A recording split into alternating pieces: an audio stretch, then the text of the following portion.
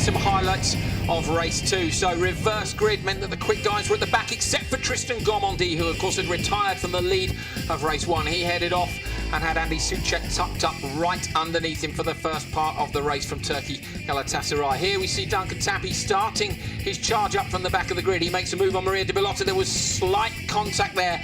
Tappy managed to get away with it. De Billotta ran wide and she lost 3 places to John Martin and Pitsonia as well. Earl Bamba, New Zealand driver, charging hard. And a pass down the front straight in towards the first corner, but no.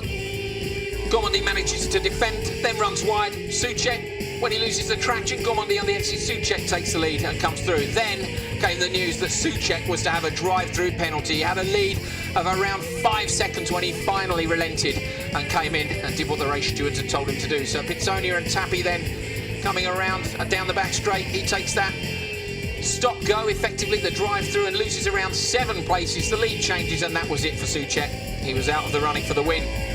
John Martin, then the car came to him. You can see in the background Duncan Tappy using his push to pass on Pitsonia, made a great pass into the first corner and the car just kept on coming to him. Gomondi, bit of opposite lock through that first corner. This was the point then at which Gomondi lost the lead. He had a big moment in the first complex of corners, lost a couple of places. John Martin was leading from Duncan Tappy. Contact between Pitsonia there when he tried to come around the outside, and again enormous speed contact down. This was Gomondi defending hard, and John Martin could do nothing from the charging Duncan Tappy, who took the lead in the Japan car after hard work by him and the team all weekend long to try and get a car underneath him which would work, and he delivered the results which they wanted. This was the contact at the end of the race, which ended up in a bit of a message from the stewards to Luxembourg.